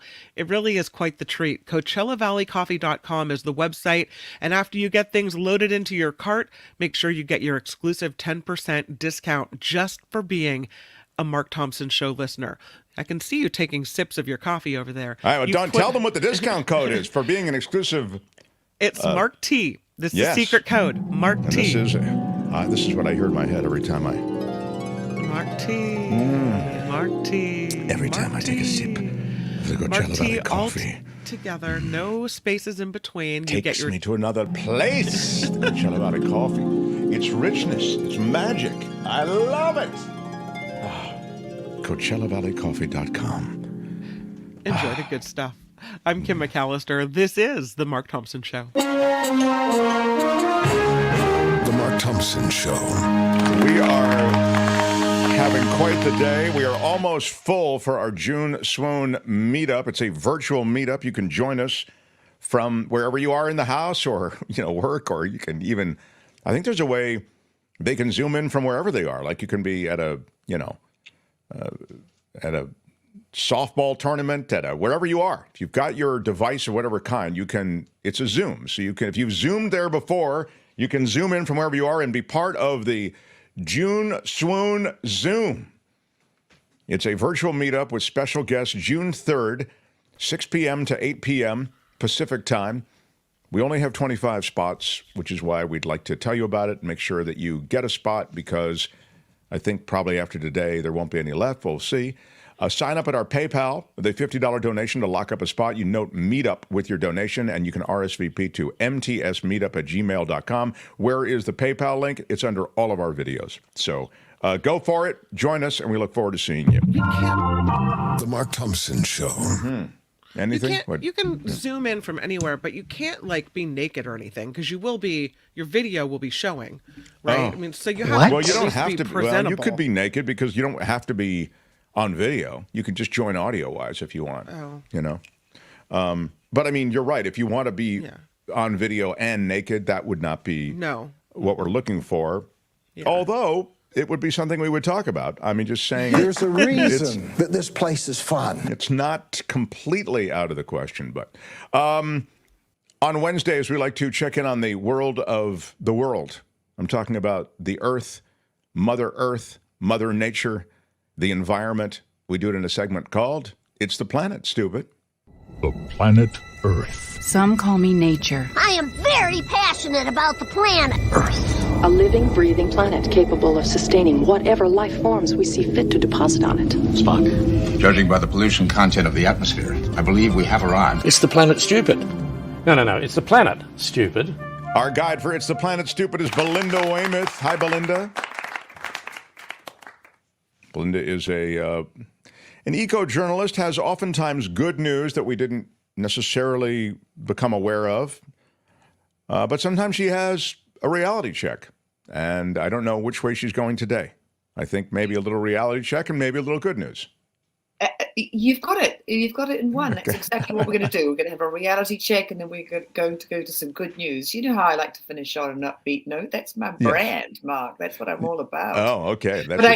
We do have to talk about what happened last week at Mar-a-Lago. I mean, this is just really, or last month. This is really nuts. Yeah, it just happened. But you're right. Just like a week ago, for the big Mar-a-Lago party, that it was a fundraiser, and Trump essentially said to the fossil fuel CEOs, "Give me $1 billion, and I'll give you everything you want."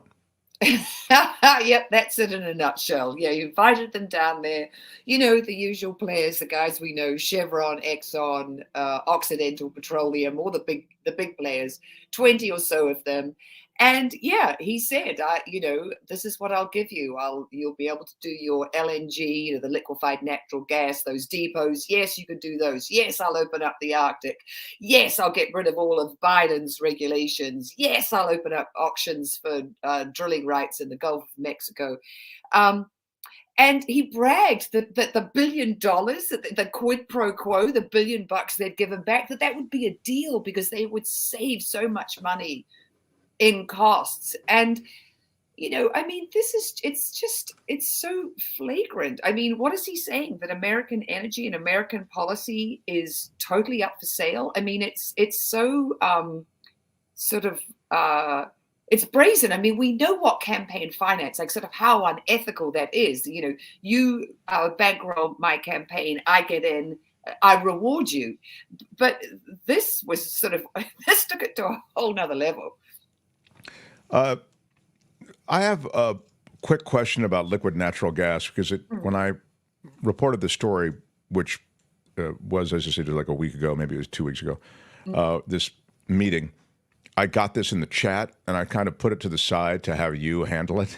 The liquid natural gas, I got, what's so bad about liquid natural gas? Isn't that the best, cleanest form of energy, this natural gas? Can you speak to, you've touched on it before, but I wonder if you can speak to it again, please. Yeah. The problem with liquefied natural gas is it's natural gas. Well, we call, the industry started calling it natural to make it sound good, but this is methane and ethane, guys.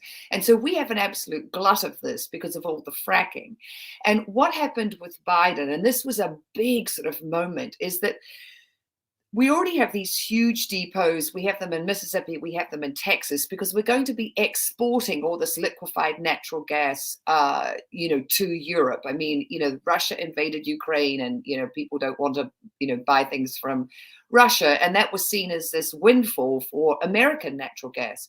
And we're already exporting it. But natural gas methane is, over its lifetime, when it first goes into the atmosphere, for the first 25 years of its life, it's 100 times more potent than CO2 as a greenhouse gas, as a planetary warmer. We've got this blanket of greenhouse gases sitting up in the atmosphere, just making the planet get hotter and hotter.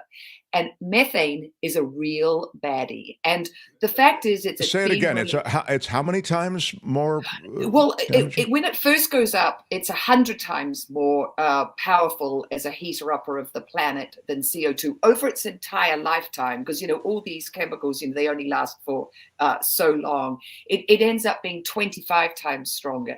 That's huge. And we have methane coming out of the melting permafrost right now. We have methane being, coming out of landfills. We have it coming out of, drilling operations. It's those big, when you see a big refinery and you see those, flames going up, that's when they're burning off the natural gas that's coming out of the pipes. So no, this is not, the clean energy is solar and wind. Solar, wind, and geothermal. It's wind, water, and that's it. It's so on the list of damaging CO2 fossil fuels, LNG is not better or is better than, I mean, it sounds like it's horrible. I mean, 25 times is an insane number. And you're saying it starts 100 times, then it gets to 25 times over the course of its life. But can you, I mean, in the on the breadth of damage, which one is the worst? And then I assume coal is the worst? Coal is absolutely the worst because of all the particulate matter. And what happened is when we learned about particulate, and that's, they're tiny, microns, they're thinner than a strand of hair. Their particulate matter is minuscule, but the damage that it causes, asthma in children and respiratory illnesses in adults, and how bad it is for us and that we're breathing this in. I mean, they came up with this really interesting thing saying trees are great, but if you live on a street where there's a lot of traffic, have a hedge, because the hedge is low and it will be a barrier to the fumes coming out of a car. You've got benzene coming out of tailpipes. You've got benzene coming out of oil refineries, a known carcinogen. But particulate matter, so coal's the worst, then, fossil fuels, burning our liquid gas, and then natural gas comes after those. And it was seen as this real, when Obama was president, he was all about fracking, and they were calling it this bridge to renewables. Natural gas is better than coal because the benefit of a natural gas power plant, generating electricity, you can turn it off and on. It's very responsive. Whereas coal has to burn all the time. You can't turn a coal-fired power plant off, when everyone's asleep and they're not using electricity, and then back on again. So natural gas, or methane, ethane, got billed as this bridge to renewables, and it definitely has.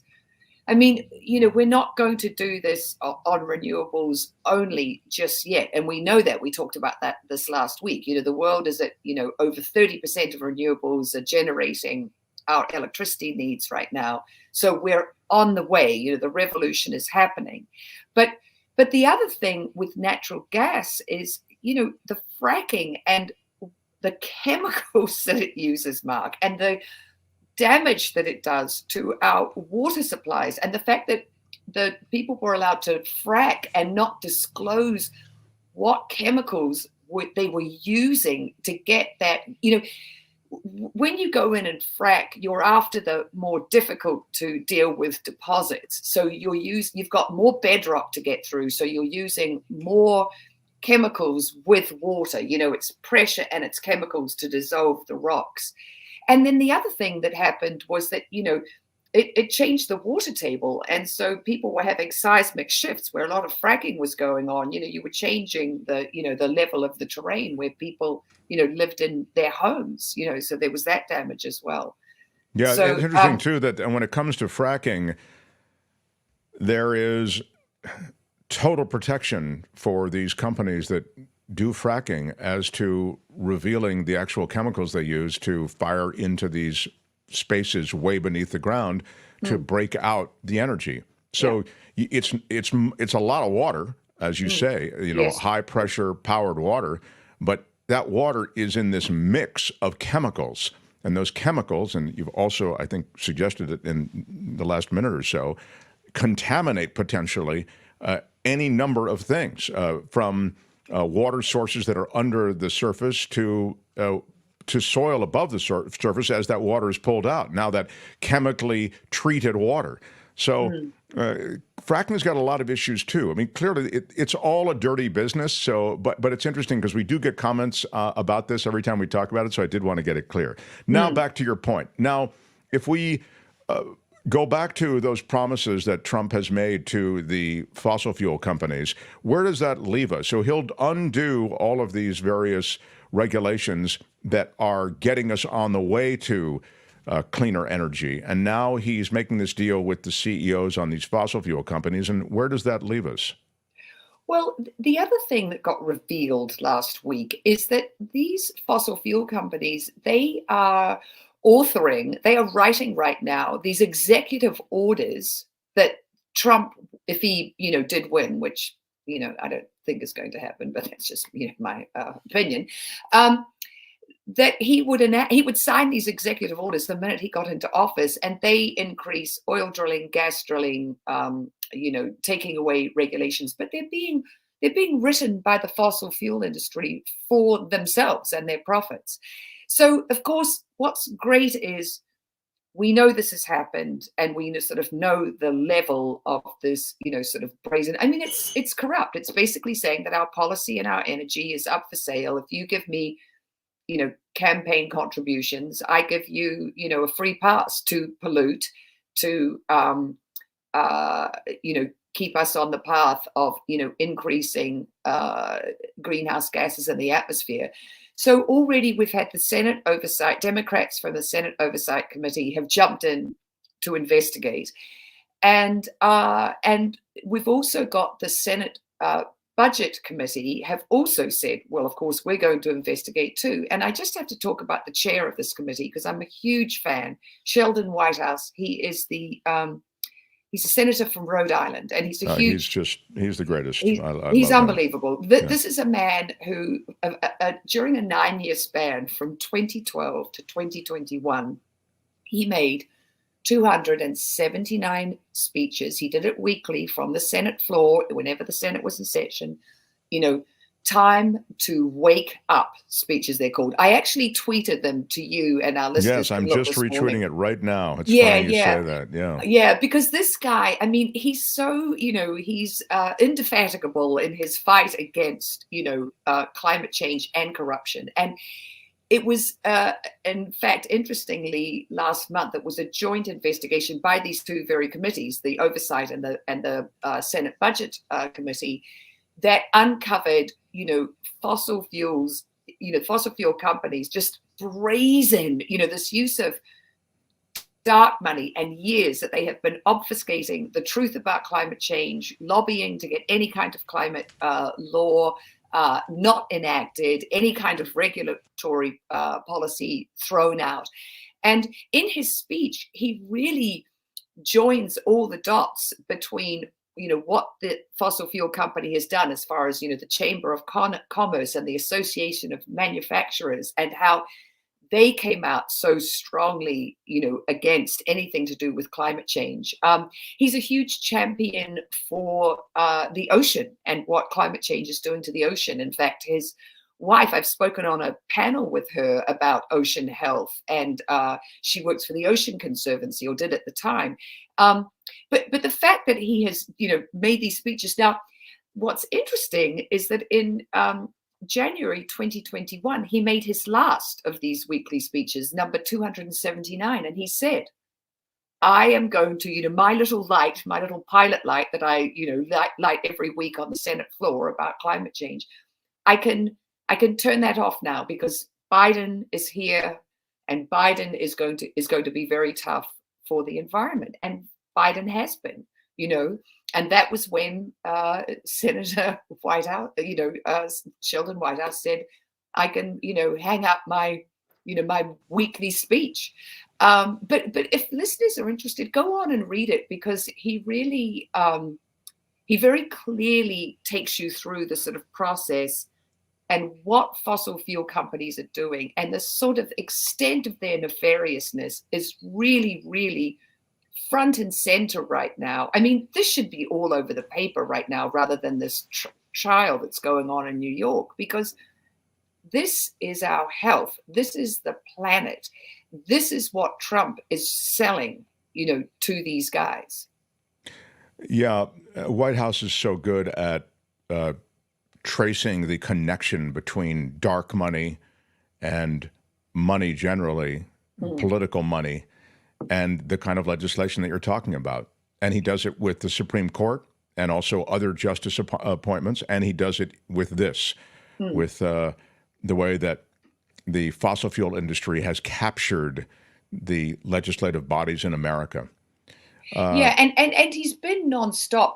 He has been traveling the U.S., going to every state, and to states that seem pro-fossil fuels. He goes to the universities and he says, look, in the universities, they're teaching climate change, and that it is this huge existential threat that's facing us, but we have these elected officials who, because they're allowed to accept all this money, and fossil fuel companies have all this money, they're very warped once they get into office, and they're putting fossil fuel interests ahead of the interests of their constituents, of us, It's true, and it is not at all uncommon. It might be thought of this way, but it's not uncommon to have lobbyists with a lot of power and attorneys that represent huge lobbies like the fossil fuel lobby write legislation or even write executive orders.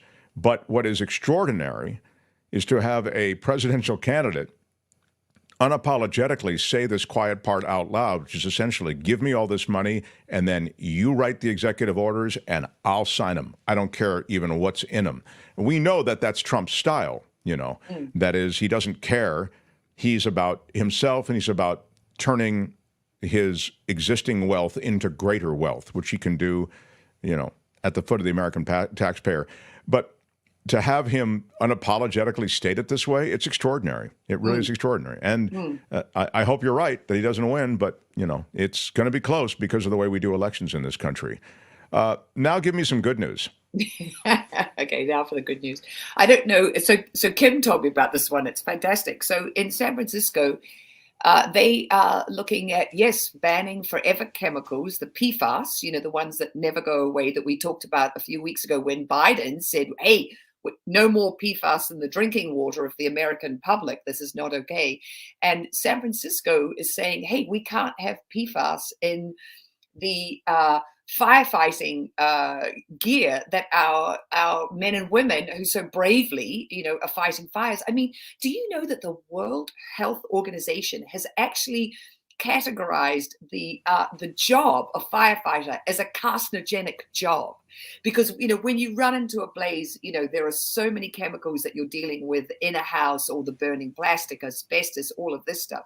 But the fact that you're wearing clothing now, PFAS is heat and flame resistant, so that's why people are wearing it. But we know it's linked to infant mortality, low birth weights, developmental disorders, cancer, cholesterol. It's so bad. PFAS are so bad, these forever chemicals. And as the guy who has written the bill for the city of San Francisco said, look, the costs of changing the uniforms of our firefighters that's minimal in comparison to the human costs, the healthcare costs, the settlement costs. And there's one San Francisco firefighter, a female lieutenant, who's been with the San Francisco Fire Department for 26 years. She's had 2 lots of cancer. She's had a double mastectomy. She's had radiation.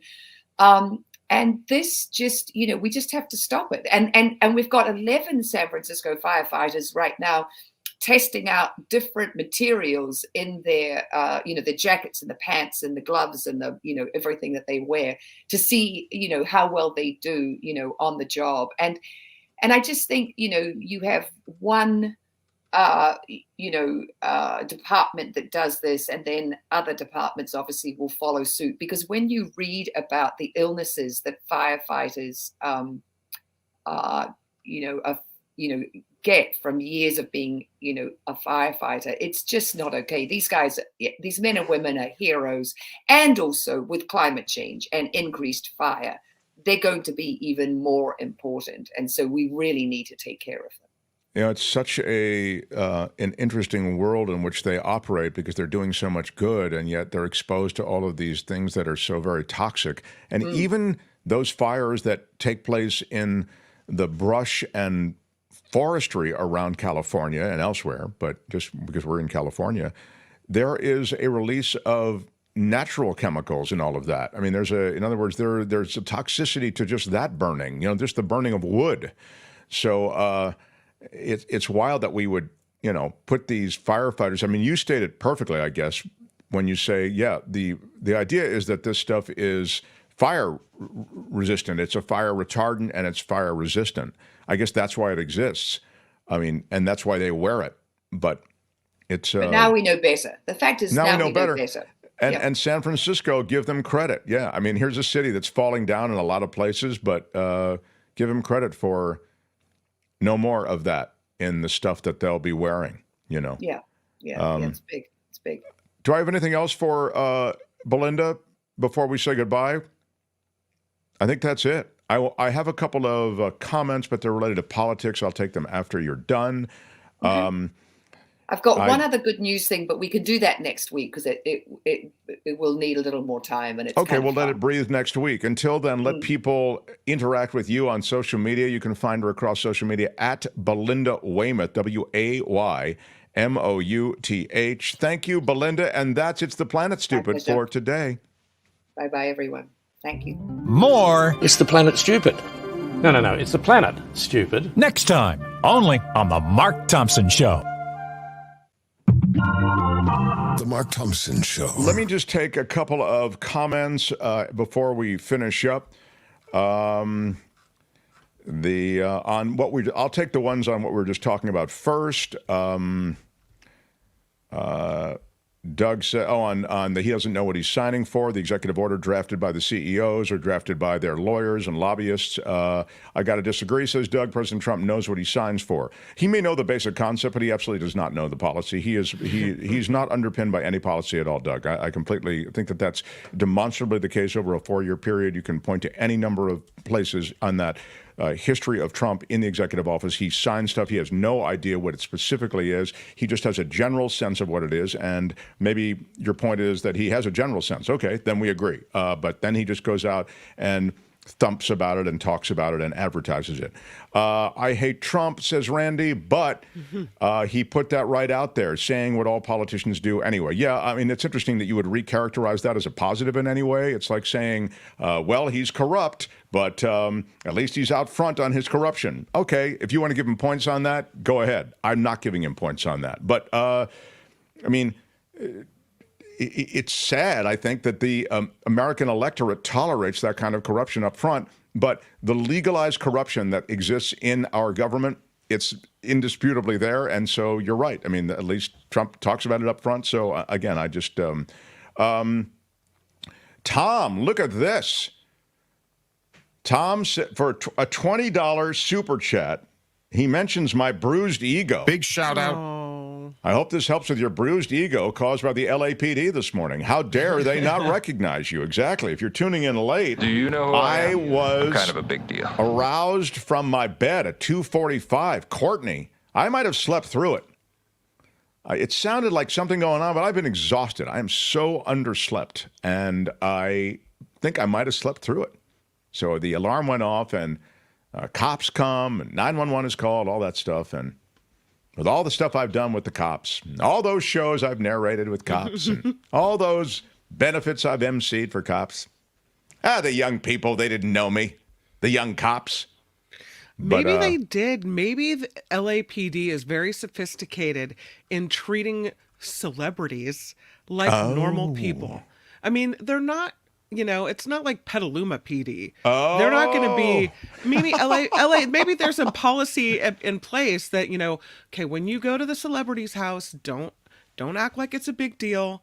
Just get the job done, right? That actually makes You just don't get it. No asking for autographs, no posing for pictures. Thank you. You're in, you're out. They're all actually nervous to be in the home of Mark Thompson. It could happen. I will say one thing, Kim, and I will share the longer story of the when the cops came and there was an intruder in the house. Yeah. I'll share that for next time because we're out of time now. But the great moment, the great bookender on that was that the first cop who arrived at the scene that day, on the way out, almost in a cinematic way, I said, "Thank you so much," and he's walking down the little walkway from the house, and he turns, and he said, "I just want you to know I grew up watching you. Really enjoy your work." Wow. And that is, up until that moment, the first time that I would have thought any of them recognized me. So maybe Kim is right, Albert, after all, that on the inside, they were celebrating who I am. Oh. Hey, which one of you is Mark Thompson? Really on the inside, Mark, we're all celebrating who you are. It's way, way, way on the inside, though, for you, isn't it, Kim? Can I be on your favorite list now? I blame you. I'm not going to be there. I am so easily worked, Just feed a little bit of my gargantuan ego, and you've got it. Throw it a few pellets every day, and things are good. I don't have bravado ego. I have that insecure ego, so never really sure. So that's why I'm much more tolerable. I mean, I think I'm more tolerable. I don't know. All right. Look. What can you tell us about the scene? We're about out of time, Larry. Kim's doing the after We'll party. do it live. I'll write it and we'll do it live. Albert, Kim, and David Katz tomorrow on The Law as the Trump trial continues. I'm Shadow Stevens for The Mark Thompson Show. Bye-bye. I also want to ask him about that Boeing case tomorrow. So, Out of time. Bye-bye. thanks to everybody who shows us love. Appreciate you very much. Until tomorrow. Bye-bye.